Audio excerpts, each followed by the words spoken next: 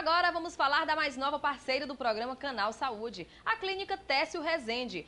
A tecnologia mais avançada para diagnósticos e cirurgias você encontra lá na Clínica Técio Rezende, com grande espaço físico para o seu conforto. E o que faz toda a diferença são os laços de amizade criados em mais de 30 anos, cuidando da sua visão e construindo ainda uma relação de confiança. A Clínica Técio Rezende, oftalmologia moderna e segura para você. O endereço é Rua Gabriel Ferreira, número 235, Centro-Sul. Telefone 3133-2900 ou pelo 9424-5200.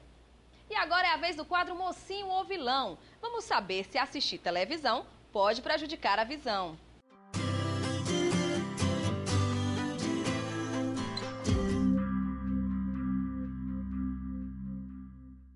Tem muita gente que passa o dia inteiro diante da televisão e dizem que esses viciados podem sofrer com problemas na visão por causa desse abuso. Será que ela realmente pode fazer mal? A televisão é mocinha ou vilã?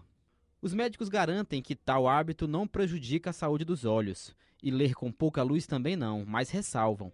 Pode ser um indício de que a pessoa tem algum problema de visão, como a miopia. Pessoas com a visão normal se sentem incomodadas com a proximidade da tela. Garantir uma boa saúde bucal não é difícil, basta seguir algumas regras simples. E elas passam por uma boa escovação e conservação dos produtos usados nessa atividade. Veja na matéria a seguir de Marcos Monturil. O que antes era apenas um dito popular, atualmente se tornou um fato. Pesquisas comprovam que a saúde realmente começa pela boca. Manter os dentes saudáveis e cuidar de todos os aspectos que envolvem essa região do organismo é fundamental para o bem-estar e qualidade de vida do ser humano. E essa higiene bucal começa com uma boa escovação. Para escovar com bons resultados, é preciso ficar atento a detalhes relacionados ao que é usado no processo, como a escova de dentes, é claro. O mercado está cheio de modelos, de cores, enfim. Mas o que eu costumo dizer é que uma boa escova de dente, a gente pode resumir ela para ser uma escova da cabeça pequena e com cerdas macias. Pode, inclusive, ter uma angulação nessa cabeça para facilitar o acesso dos dentes mais posteriores, no finalzinho da boca. Mas não basta saber escovar. Também tem que saber conservar a escova.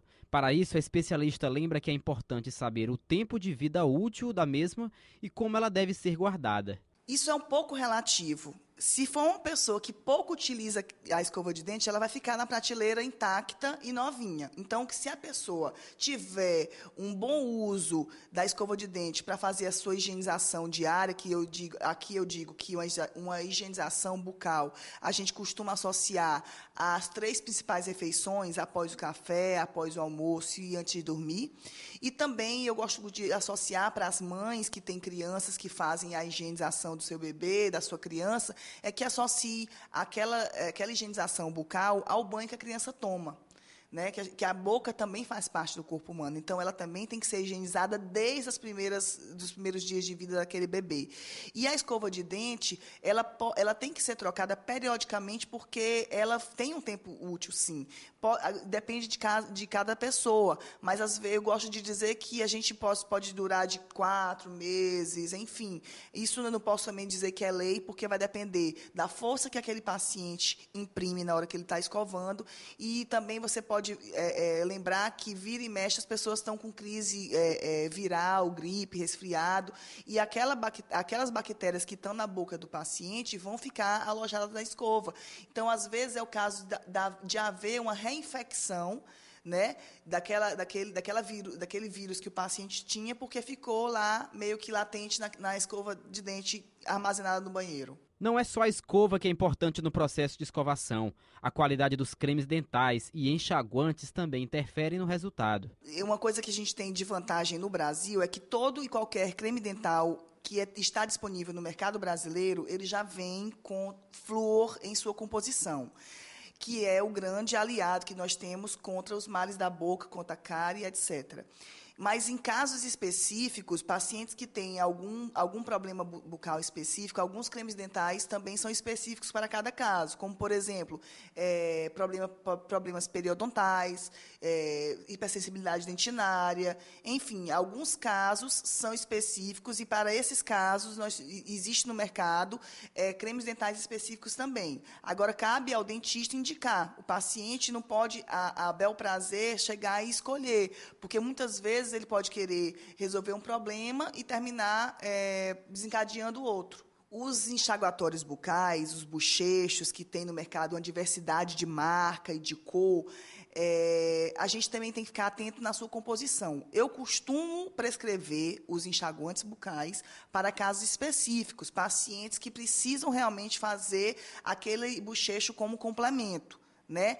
Por quê? Porque dentro daquela opção enorme que nós temos nas gôndolas de farmácias e drogarias e supermercados, além das cores, daqueles rótulos que tem para poder atrair o comprador, a gente tem que ficar atento que aquilo ali também é para ter medicamento. Alguns são só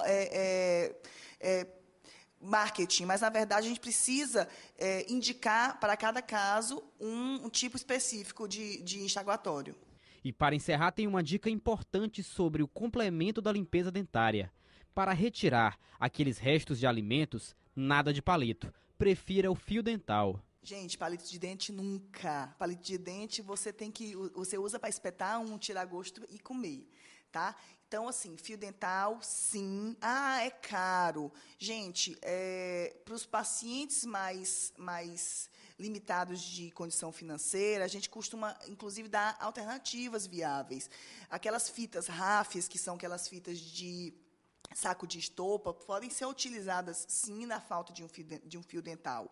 O fio dental, ele é um aliado importante na higiene bucal. Você imagina que o creme dental, associado com a escova de dente, faz a higienização bucal dos dentes e nas áreas que aquela escova chega. E onde ela não chega? Naquele espacinho lá pertinho da gengiva, entre um e outro. Quem faz aquela remoção efetiva é justamente o fio dental. E é a vez do quadro O que Comer. Hoje vamos falar sobre os benefícios do abacaxi para a saúde.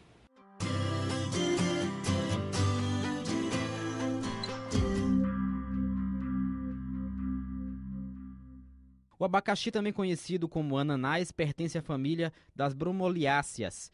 É oriundo da América do Sul e cultivado em qualquer região quente do planeta. O abacaxi tem uma enorme aceitação em toda a parte do mundo, desde o natural como industrializado. É um alimento rico em vitamina C, beta-caroteno e vitaminas do complexo B e minerais como cálcio, manganês, potássio e ferro. E fibras, que são importantes para uma vida saudável. Além disso, contém uma poderosa enzima chamada bromelina. Segundo revelam pesquisas, essa enzima pode ajudar na redução de inflamações de muitas causas e também contribui para uma boa digestão. Além disso, é essencial para pessoas do grupo sanguíneo A. Sendo rico em fibras solúveis, é ótimo para controlar os níveis de colesterol no sangue, acelera a cicatrização dos tecidos, é indicado para pedra nos rins, hipertensão arterial, anemias, etc. Para quem quer perder peso, o abacaxi é importante, principalmente para quem tem retenção de líquidos. E olha, dia 24 de março é celebrado o Dia de Combate à Tuberculose. E a nossa entrevista de hoje é sobre o assunto. Quem tira nossas dúvidas é o infectologista Pedro Leopoldino. Vale a pena conferir. Dia 24 de março é o Dia Mundial de Combate à Tuberculose. Sobre este assunto, nós vamos conversar a partir de agora com o Dr. Pedro Leopoldino, que é infectologista, quem eu dou uma boa noite agradecendo pela participação no programa. Boa noite, obrigado a você pela oportunidade de mais uma vez estar aqui. Dr. Pedro, dia 24 de março, o mundo para falar sobre a tuberculose, né? E eu queria que o senhor explicasse para a gente o que é a tuberculose. A tuberculose é uma doença muito antiga, que data de séculos, e que dizimou muitas pessoas famosas. E aí nós podemos citar aqui no nosso cenário Manuel Bandeira, Castro Alves, Noel Rosa. Todas essas pessoas morreram em consequência da tuberculose que não tinha tratamento. O tratamento da tuberculose é relativamente recente, é da década de 50 do século passado. Então, até antes disso, muitas tentativas foram feitas. Se levavam as pessoas para a serra, aqui em Xeramubi, no Ceará, tinha uma serra, onde boa parte dessas pessoas foram para lá, pensando que um lugar mais arejado pudesse, que atacava os pulmões, né? Que um lugar mais arejado pudesse ser a salvação. E, na verdade, não havia nenhuma comprovação científica e esses pacientes normalmente iam a óbito por falta realmente de um tratamento específico. Uma vez que a tuberculose é provocada por um bacilo, né? Foi descoberto depois, o bacilo de Koch, e que, posteriormente, com o avanço da ciência, algumas drogas foram descobertas e hoje se faz o tratamento de forma muito moderna. Ou seja, no passado, há muitos anos atrás, a tuberculose ela era a doença mais temida pelas pessoas, era incurável, você não tinha como curar, você não tinha como curar porque não havia nenhum medicamento que pudesse fazer frente ao bacilo. Mas hoje essa história mudou bastante, né? Mudou e mudou muito, porque no princípio o tratamento era uma via crucis. Você tomava 10 comprimidos enormes de PAS, 4 comprimidos de hidrazida e uma injeção de streptomicina, que deixou uma legião de surdos, muitas pessoas surdas. De streptomicina, ela tinha uma ação muito importante sobre o ramo coclear do nervo auditivo, são 2 ramos, o vestibular e o coclear, e ela atuava exatamente no coclear e deixou muita gente surda. Depois introduziram a streptomicina, que hoje está em desuso, só em opções muito raras, porque ela também dava efeito colateral, só que no ramo vestibular, a pessoa ficava tonta, desmaiava, ia caminhando e dava um certo desequilíbrio. Hoje você tem a vantagem de ter em um comprimido só 4 drogas, e a dose máxima que você usa é de 4 comprimidos por dia. Imagine de 14, mais uma injeção intramuscular, para 4 comprimidos. Né? Nossa, graças a Deus, a ciência, né? Exatamente, o Ministério da Saúde já está disponibilizando isso há algum tempo. Hoje mesmo eu tenho 2 pacientes lá que eu trato, porque ela vem muito associada hoje com a AIDS, né? A comorbidade que nós chamamos. A tuberculose, ela ascendeu muito. Piauí, graças a Deus, é o 9º estado do Nordeste em incidência de tuberculose. É o último, né? Em termos de incidência. Está muito bem. E o 21º em termos de Brasil. Agora, como é que são os sintomas, doutor Pedro? A tuberculose ela é muito fácil de pegar? A tuberculose é fácil de pegar. A tuberculose, primeiro precisa pegar alguém que esteja numa situação, por exemplo, o paciente com a síndrome da imunodeficiência, com a SIDA, com a AIDS, as defesas dele estão bem comprometidas. Então, ao menor contato com o bacilo, facilmente ele contrai a doença, né? Outras pessoas, provavelmente não. Pessoas foram vacinadas com BCG, que tem resposta boa, tem contato com o bacilo e não desenvolve a doença. Isso varia muito de pessoa para pessoa, da capacidade de reagir do organismo. Né? Mas a tuberculose hoje, a grande incidência dela é como comorbidade da AIDS. Existem vários tipos de tuberculose? Sim, vários tipos. A tuberculose, ela pode... Eu recentemente tive um caso até de uma pessoa ligada a mim, que depois de ter andado por muitos lugares, tinha uma tuberculose cutânea na perna. Nós acabamos fazendo a biópsia e conseguimos diagnosticar e tratar. Tem a tuberculose pleural, que está só na pleura, chamam de água na pleura. Tem a tuberculose laríngea, tem a tuberculose de meninge, tem a meningite tuberculose. E a forma mais comum, que é a meningite, é a tuberculose pulmonar. Que essa é uma forma muito fácil de ser transmitida, porque o paciente tosse muito. E ali naquela secreção, há uma grande quantidade de bacilo que com facilidade contamina as outras pessoas. Doutor Pedro, quem teve a tuberculose, ele fica curado ou ele pode ter qualquer tipo de sequela? Pode recidivar. Inclusive o paciente de AIDS, por exemplo, de SIDA, ele pode recidivar, ele pode ter um novo ataque. Mesmo porque esses pacientes você nunca pode dar como 100% curado. Embora o exame esteja negativo, isso não significa que ele esteja absolutamente curado. Isso pode acontecer. Agora, existem muitas dúvidas aqui dos nossos telespectadores com relação ao exame que é feito para detectar a tuberculose. Existe um teste, né, que é o PPD. Isso. E também existe aquele outro exame que é feito, o escaro, né? Eu queria que o senhor falasse um pouco a respeito disso. Pois é, o PPD, na verdade, é quando você tem um quadro sugestivo, o escarro é negativo, você tem o PPD positivo de um paciente que não tomou a vacina. Então, se tem um quadro clínico, que é a tosse, tem um quadro de febre vespertina, febre baixa vespertina, perda de peso. E aí você tem um quadro clínico mais ou menos característico, que tem um PPD reator forte. Na grande maioria das vezes você indica o tratamento para a tuberculose, ele ajuda. Agora, o fato de você pegar alguém com PPD reator forte, de forma isolada, por exemplo, eu, você, não significa absolutamente nada. Significa apenas que nós tivemos contato um dia da nossa vida, ou tomamos a vacina, e com isso desenvolvemos resistência a ele. Ou seja, nós temos quantidades de anticorpos para reagir frente ao bacilo. Ou seja, é muito comum que médicos, enfermeiros, as pessoas que trabalham principalmente em ambientes hospitalares, terem esse contato com a tuberculose e, de certa forma, ter esse PPD elevado. Isso não significa, não é, doutor Pedro, que a pessoa deva ficar apavorada. O ideal realmente é que procure um médico para que se possam fazer outros tipos de exame. Ou seja, só o PPD, ele não vai dizer que você tem a doença, a tuberculose. Isso não mostra que você está com a doença, né, que é a tuberculose. Você tem que fazer outros tipos de exame para complementar também. também. Como eu lhe disse, ele como dado isolado, ele não representa absolutamente nada. É preciso que haja todo um cortejo sintomatológico, aquilo que eu lhe falei, de tosse persistente, de febre vespertina, perda de peso. E aí, se não tem a imagem pulmonar, nem um escarro positivo, você pode fazer o PPD. E aí, nesse caso, ele se soma a esses outros fatores e você pode decidir por um tratamento. Agora, como evitar a doença? Bom, evitar a doença é evitar ter contato próximo com as pessoas. Esse é um cuidado que nós temos, é de fazer a busca dos comunicantes mais próximos, dos familiares, daqueles que estão mais próximos dos doentes, para que eles possam, inclusive, se submeterem a exames para evitar que eles apareçam de uma forma mais grave da doença. Essa é a forma ideal. Hoje nós temos máscaras, a máscara tipo bico de pato, que eles chamam, né? Aqui uma coisa mais vulgar, que é a N90, parece 90 e alguma coisa. Ela é específica para isso, para você entrar em ambientes onde o bacilo de cor está flutuando lá, porque o paciente está tossindo. Essas máscaras comuns não são muito efetivas, né? Então é um tipo especial de máscara. E esses pacientes, quando estão lá, nós submetemos a um rigor muito grande. Eles ficam num quarto isolado, de pressão negativa, totalmente isolado, hermeticamente fechado, exatamente para evitar que haja contaminação de outras pessoas lá.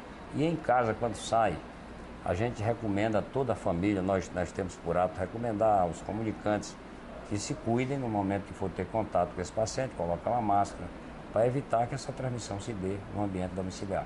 É importante a gente falar para a população que a tuberculose tem cura, tem tratamento e o tratamento é gratuito, né, doutor Pedro? Gratuito, totalmente gratuito. O Ministério da Saúde financia tudo. O grande problema da tuberculose hoje é o abandono de tratamento, que alguns pacientes... Até porque é demorado, né, o tratamento. 6 meses. São usuários de droga e normalmente começam a tomar o remédio e param de tomar. Isso leva a um fenômeno hoje muito comum, que é o da resistência aos tuberculostatos existentes. Muitas vezes você tem que fazer a cultura, que é um exame demorado, extremamente demorado. Leva mais de um mês para se ter o resultado de uma cultura dessa.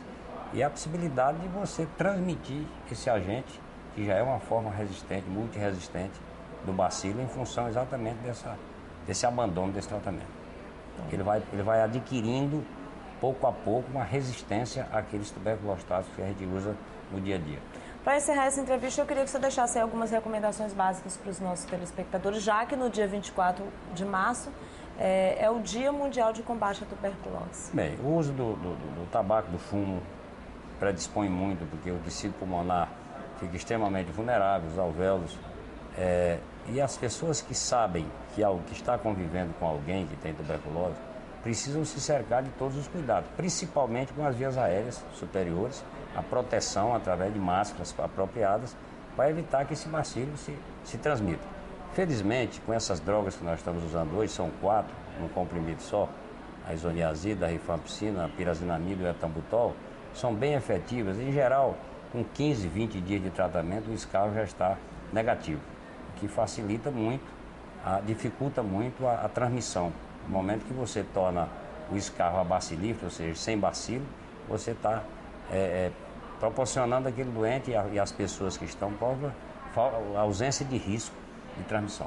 Vamos falar também para a nossa população que qualquer tipo de sintomas que você desconfie, ou até mesmo algum familiar, leve para o Hospital Getúlio Vargas, né? Pode ser o Hospital Getúlio Vargas, pode ser lá no Natan Portela também hoje, que nós já estamos tratando lá, estamos credenciando também como uma unidade que pode tratar tuberculose. Pode procurar que nós temos a porta aberta 24 horas por dia, não tem, diferentemente da pneumologia, que só funciona no horário normal e através de marcação. Lá você faz a consulta direta. Ou seja, prevenir é sempre a melhor solução. Muito obrigada pela entrevista, viu, doutor Pedro? A você. E a você que está em casa, muito obrigada pela sua audiência. Na próxima semana nós voltamos com mais um entrevistado especial. E daqui a pouco tem uma matéria sobre cutelaria e a sua importância para evitar os problemas com objetos cortantes. E tem uma reportagem sobre pilates.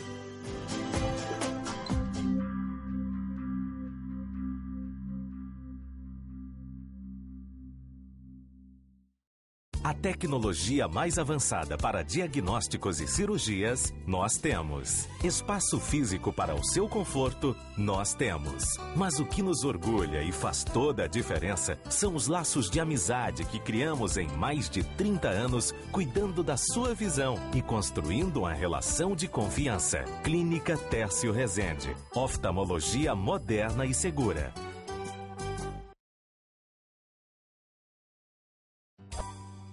A Unimed Teresina tem um plano que se encaixa direitinho nas suas necessidades, nas suas demandas de serviços de saúde, no seu bolso. Na Unimed Teresina, você tem acesso a mais de 800 médicos cooperados, tem à sua disposição o Hospital Unimed e uma grande rede de clínicas e hospitais conveniados. É uma grande e excelente estrutura de saúde à sua disposição. Unimed Teresina de A a Z, inclusive você.